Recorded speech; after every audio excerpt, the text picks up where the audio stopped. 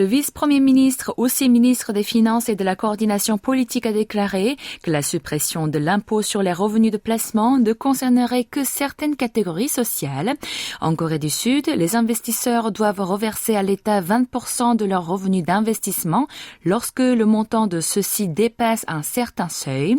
Alors, si cet impôt disparaît, les recettes fiscales baisseront elles aussi inévitablement. Certains critiquent donc le fait que ce sont plutôt les riches qui en profiteront de manière directe.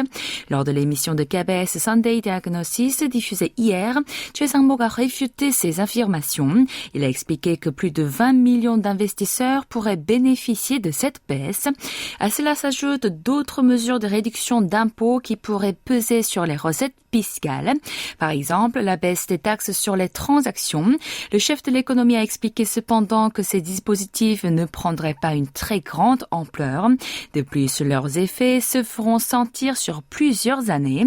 L'allègement des droits de succession a émergé lui aussi comme une question en suspens du gouvernement, alors que le président sud-coréen Yoon Suk-yeol les a définis récemment comme un supplément d'impôt.